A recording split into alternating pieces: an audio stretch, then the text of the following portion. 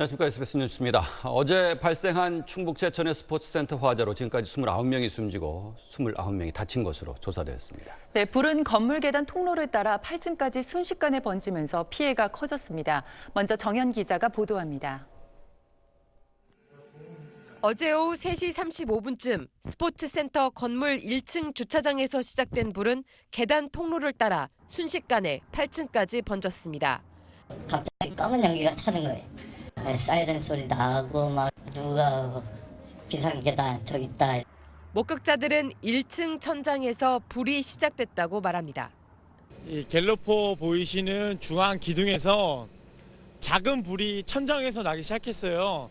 차량이 아니라 건물 주차장 천장에서부터 불이 붙기 시작했어요. 현재까지 확인된 사망자는 29명, 부상자도 29명입니다. 사망자 가운데 여성이 23명, 남성이 6명인데 남성 가운데 1명은 신원이 확인되지 않은 상태입니다.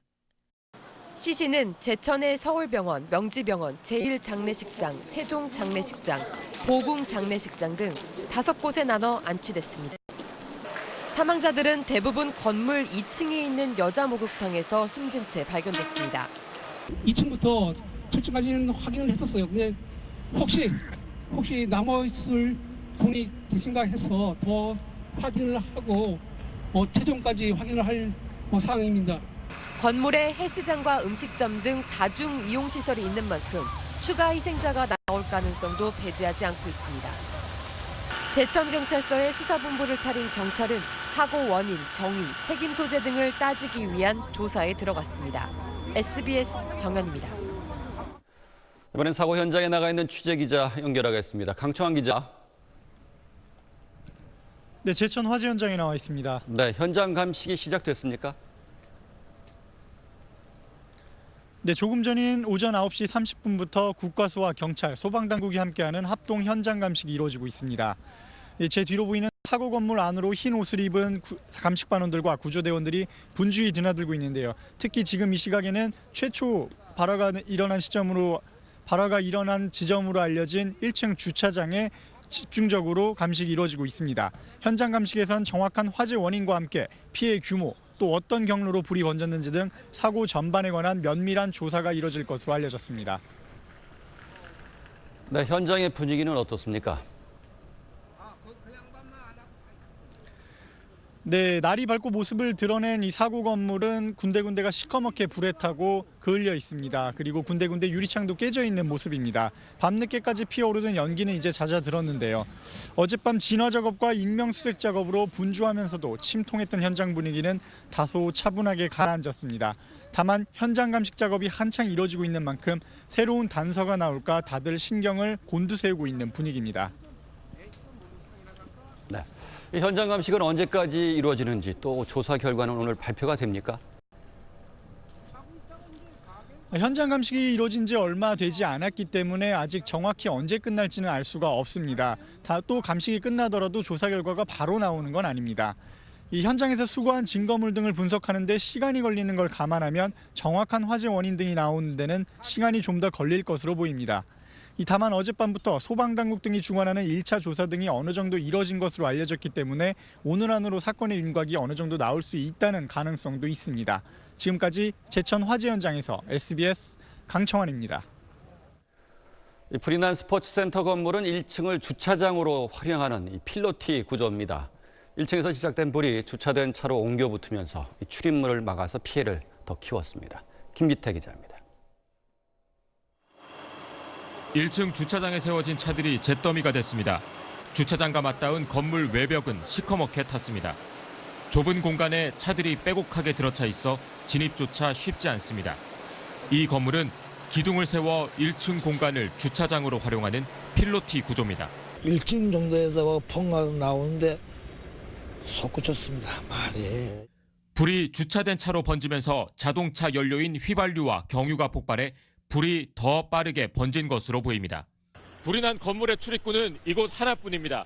하지만 불길이 이곳 주변으로 옮겨 붙으면서 탈출구를 완전히 막아 피해를 키웠다는 지적입니다.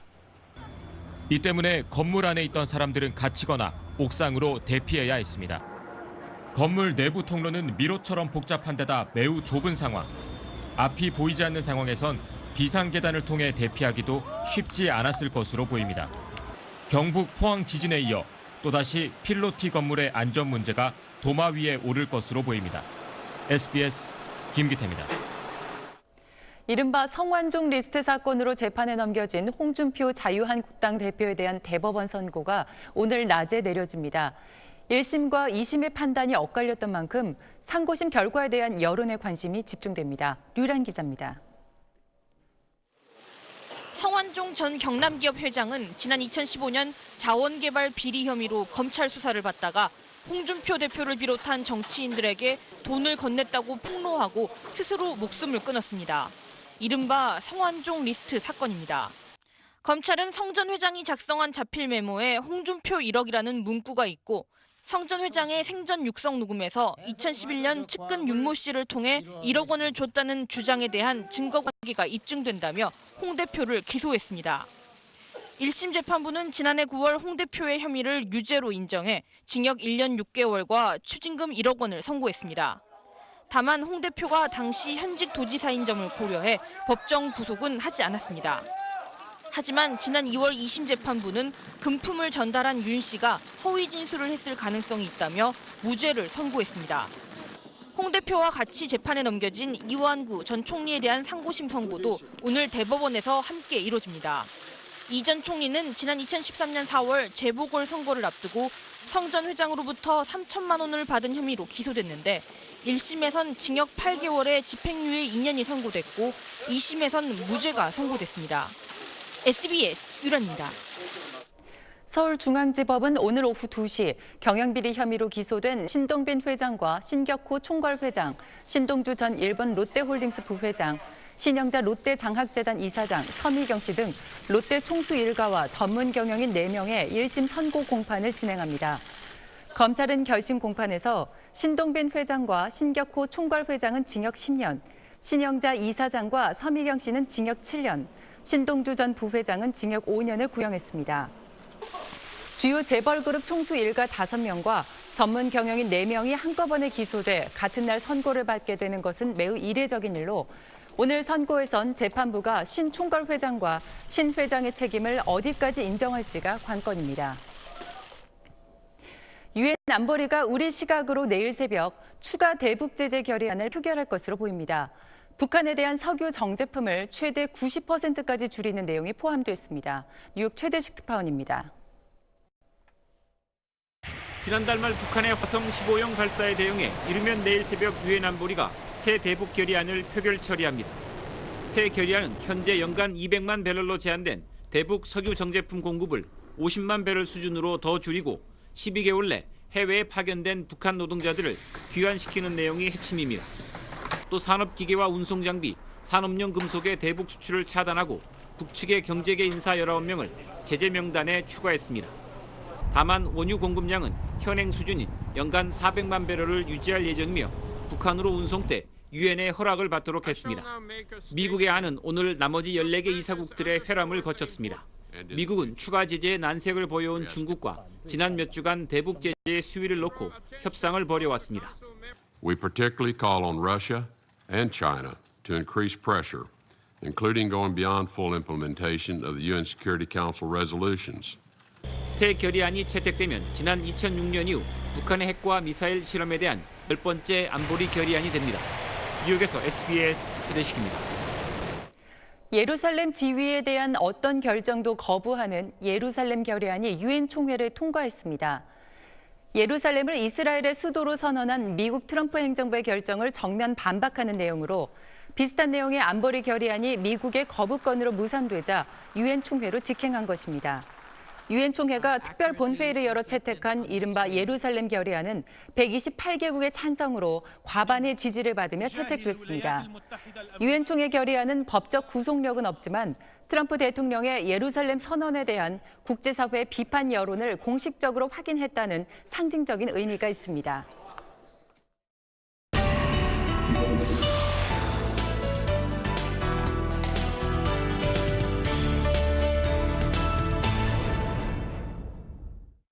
대화를 한번 나눠 LGU 플러스는 네이버의 인공지능 플랫폼 클로바에 IPTV를 결합한 서비스를 내놨습니다. 네이버의 인공지능 스피커를 통해 LGU 플러스 IPTV의 각종 기능을 제어할 수 있습니다. 눈물 쏙 빼는 영화 찾아줘. 눈물 쏙 빼는 영화를 찾아봤어요. TV 시청 도중 궁금한 걸 물어보면 네이버 데이터베이스와 연동해 검색 결과를 TV로 보여줍니다. 정말 그 공항을 통한다고 네이버라는 좋은 짝을 만날 수 있어서 차별화하는 데 큰 도움이 될 것 같습니다. 오늘 애플이 사용한 지 오래된 아이폰의 성능을 의도적으로 떨어뜨렸다는 의혹을 인정했습니다. 아이폰 배터리가 오래되면 작동에 문제가 생기거나 의도치 않게 꺼질 수 있기 때문에 기기 속도를 낮췄다고 밝혔습니다. 이런 속도 저하 소프트웨어는 아이폰 6 등에 적용됐으며 올해 아이폰 7까지 확장됐습니다. 이런 의혹은 외국 소셜 뉴스 사이트를 통해 처음 폭로됐습니다. 애플은 의혹을 인정하면서 고객에게 최상의 경험을 제공하기 위한 조치였을 뿐 신제품을 사게 하기 위한 것은 아니었다고 해명했습니다. 외신들은 애플이 소프트웨어 업데이트를 하면서 성능을 떨어뜨린다는 공지가 없었다며 이는 고객을 속인 행위라고 비판하고 있습니다. 국내 최초의 어린이 전용 국립과학관이 문을 열었습니다. 과기정통부는 1972년 설립된 국내 1호 과학관인 국립서울과학관을 국립어린이과학관으로 리모델링했습니다. 어릴 때부터 이런 공간들을 많이 줘서 상상력을 많이 키우는 것이 중요합니다. 어린이 여러분들이 여기에서 많은 꿈을 좀 키울 수 있는 그런 공간이 되었으면 좋겠습니다. 지상 2층 건물의 5,000제곱미터의 전시관은 어린이들이 놀이를 즐기며 과학 원리를 이해할 수 있는 다양한 체험 공간으로 구성됐습니다.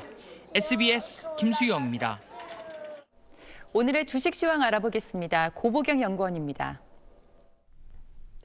네, 넬트투자증권입니다. 간밤 미국 증시는 경제지표 호조에 힘입어 3대 지수 모두 상승했습니다.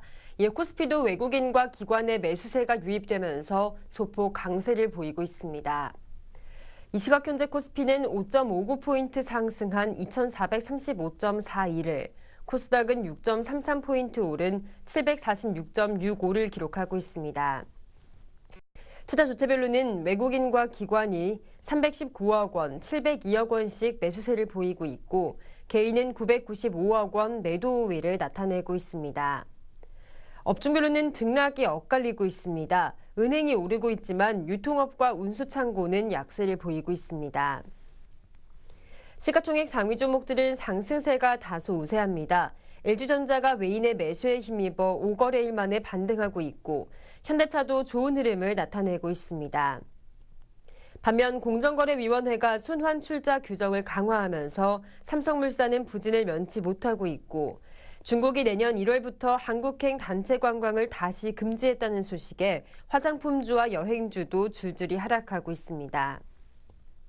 이 시각 현재 원달러 환율은 3.3원 내린 1079.4원에 거래되고 있고 3년 만기 국고채 금리는 2.094%를 기록하고 있습니다.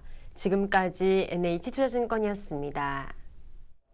네, 추위가 풀린 게 확실히 느껴지는 아침이었죠. 오늘 서울 기온이 영하 1.9도로 출발하면서 어제보다도 평년 기온보다도 높았습니다. 한낮에는 기온이 더 크게 오릅니다. 서울 기온 8도까지 올라서 낮 동안 포근하겠습니다. 일요일까지는 큰 추위 없겠고요. 성탄절을 기점으로 다시 매서운 추위가 찾아올 것으로 전망됩니다. 오늘 추위 걱정은 없지만 대기질이 좋지 못하겠습니다. 경기 북부지방은 종일 나쁨 단계를, 서울 등 그 밖에 중서부 지방은 오전에 공기가 탁하다가 밤에 먼지 농도가 다시 짙어지겠습니다. 오늘 하늘 표정 자체는 전국이 대체로 맑겠고요. 밤 사이에는 경기 북부와 강원 영서 지방에서 눈이 날리는 곳이 있겠습니다. 낮 기온은 서울이 8도, 대구 10도, 부산은 11도로 어제보다 4도 높습니다. 내일은 늦은 밤에 수도권과 충남 서해안 지방부터 비가 시작돼서 모레 전국으로 확대되겠습니다. 날씨였습니다. 이상으로 SBS 뉴스를 마칩니다. 고맙습니다.